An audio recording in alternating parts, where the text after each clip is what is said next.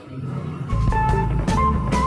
आपको मैं बार बार एक कहानी बताता रहता हूँ। एक ऐसे लड़के की, एक लड़का जो था वो क्या किया, मतलब अपने स्ट्रगल लाइफ में वो लड़का मतलब इतने भाई बहन था, मतलब 2-3, अब की जमाना की तरह नहीं, वो लड़का जो था 7 से शायद 8 भाई बहन था। और इतने में रह करके परिवार चलाना, पढ़ाई लिखाई कर पाना बहुत ही बड़ी मुश्किल था। एग्जाम देने के बाद उसने क्या किया, उस समय एक फॉर्म निकली। पहले के लोग तो ऐसे भी जॉब करना चाहते नहीं थे। एक छोटा सा फॉर्म निकली, वो फॉर्म था यूपीएससी एनडीए। वो फॉर्म क्या चीज का था? यूपीएससी एनडीए का। उस लड़के ने यूपीएससी एनडीए का फॉर्म भरा। उस लड़के का किस्मत तो देखो, यूपीएससी एनडीए में क्या हो गया, वह लड़का पास हो गया। यूपीएससी एनडीए में वो लड़का पास हो गया। अब देखिए, वह लड़के को मिल गई कि हमारी मंजिल अब इस तरफ है। वो लड़का क्या करने लगा, अपनी मंजिल की तरफ ध्यान देने लगा। और जैसे उसका क्या हुआ, ये पास होने के रिजल्ट है, उससे पास हो जाने के बाद एक उसको सिलेक्शन होती है। वो लड़का को सिलेक्शन के लिए बुलाया गया देहरादून। वो लड़का सिलेक्शन के लिए देहरादून गया। देहरादून जाने के बाद क्या हुआ, जे वो लड़का मतलब देहरादून जाने के लिए सोच रहा था। उस लड़के के पास इतनी पैसे नहीं थी कि वो अपने घर से कहाँ जा सके, देहरादून जा सके। इतना पैसा तक नहीं था, इतनी गरीबता थी उस लड़के के पास। उस लड़के की एक बड़ी बहन की शादी हो चुकी थी। उसकी बहन ने आसरा दी, देख भाई, मेरे पास भी तो उतना है नहीं, लेकिन मैं इतना कर सकती हूँ तुम्हारे लिए।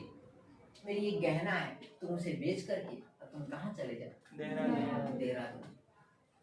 लड़के को एक आशा हुआ, चलो जाएंगे, हमारी जॉब हो जाएगी। जैसे ही हमारी जॉब होगी, उससे जो पहली सैलरी आएगी, उस समय फिर मैं अपनी बहन का क्या बनवा दूंगा, गहना बनवा दूंगा। वो लड़का तो इस आसरा में था। उसकी देखिए किस्मत का खेल ऐसा देखिए कि वो गहना बेचने के बाद उतना ही पैसा आया जितना में वो लड़का यहाँ से देहरादून जा सकता था। न कि 1 रुपया एक्स्ट्रा आया कि वो लड़का खाना खा सकता था, न इतना पैसा एक्स्ट्रा आया कि वो लड़का फिर दोबारा आ सकता था। ये भी पैसा नहीं आया, सिर्फ जाने तक का किराया आया उस लड़के के पास। वो लड़का यहाँ से तो चला गया देहरादून। उस समय किस्मत का दोहरा मार देखिए कि वह क्या हुआ, वह लड़का एनडीए में उसका सिलेक्शन नहीं हुआ। एग्जाम तो पास कर लिया, लेकिन वो लड़की के पास एनडीए में सिलेक्शन नहीं हुआ।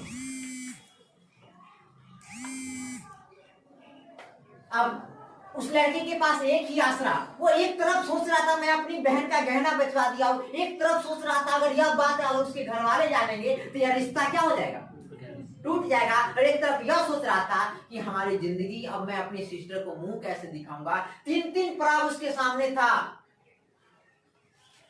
उस लड़के ने एक चौथा पड़ाव निकाला कि हमें क्या करना है। देहरादून में एक शिवानंद बाबा का आश्रम है। उसने एक अंतिम पड़ाव निकाला, इन तीनों पड़ाव को हटाते हुए कि शिवानंद बाबा के आश्रम के बगल में खाई पड़ता है। आज भी देहरादून जाइएगा तो शिवानंद बाबा का आश्रम है। मतलब वो लड़की के पास एक ही पड़ाव निकला कि अब हम क्या करेंगे, आज जाएंगे, आज रात में उस खाई में पर से कूद करके क्या कर जाएंगे, मर जाएंगे। क्योंकि अब उसके पास कोई चारा ही नहीं है। क्या उसके पास इतना पैसा, जब आने के लिए पैसा नहीं है तो क्या इतना पैसा होगा कि वो अपनी बहन का गहना बनवा सके? नहीं होगा। दूसरी बात, अगर यह बात वो उसके घर वाले को पता चल जाता, घर के सदस्य को पता चल जाता, ससुराल वाले को पता चल जाता, शायद उस लड़की का रिश्ता टूटता कि बच जाता। कम से कम एक बार बेचने से पहले अपने घर वाले का राय तो लेती, लेकिन वो राय लिए बिना ही बेच करके भाई को पैसा दे दी। इतना टेंशन में आने के बाद उस लड़के ने एक चीज सोचा, आज हमें मर जाना है। वो लड़का रात में गया शिवानंद बाबा के आश्रम में, जो खाई पर आरी में खड़ा हो गया, भगवान से प्रे करने लगा कि हे ईश्वर, मैं अब तेरे पास आ रहा हूं, क्योंकि अब मैं असफलता के उस अंतिम छोर पर जा चुका हूं जहां से मुझे कोई रास्ता नहीं दिखता है। अब एक ही रास्ता दिखता है कि मैं अब तेरे पास आ रहा हूं, मेरी रक्षा करना। वो भगवान से प्रे कर रहा था। इतने में शिवानंद बाबा ने देख लिए, उस लड़के को बुलाए, बोले जी बेटा यहाँ। वो लड़का गया, बोले बेटे तुम क्या कर रहे थे वहां पर? तो उसने सारी बातें बताई, जो भी किस तरह से हुई टोटल घटनाएं, ये सब चीज बताई। बताने के बाद जैसे बाबा बोले ठीक है बेटा, हमें जब भी असफलता आना चाहिए तो घबराना नहीं चाहिए, क्योंकि असफलता ही सफलता की क्या है? जननी है। असफलता ही सफलता का अच्छा मार्ग दिखाती है। शिवानंद बाबा ने उन्हें बताया उस लड़के को।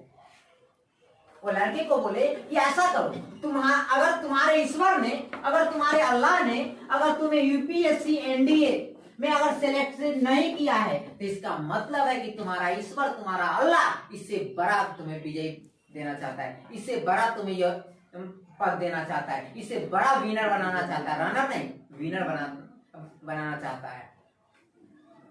वो लड़के के माइंड में यह बात अट गई।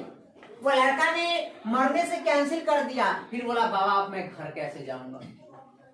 तो बोले ठीक है, आज रात का खाना देता हूँ, कल सुबह का खाना दे दूंगा, खिला दूंगा, और एक रास्ते भर का खाना दे दूंगा, उसके बाद कुछ पैसे दे दूंगा, तुम उससे कहाँ पहुंच जाओगे? घर पहुंच जाओगे। वो लड़का आया और उस लड़के के पास इतनी गहनता देखिए कि उस लड़के ने अपनी लगन से मेहनत की, और वही लड़का हमारे देश का प्रथम मुस्लिम राष्ट्रपति बना, डॉक्टर अब्दुल कलाम आजाद।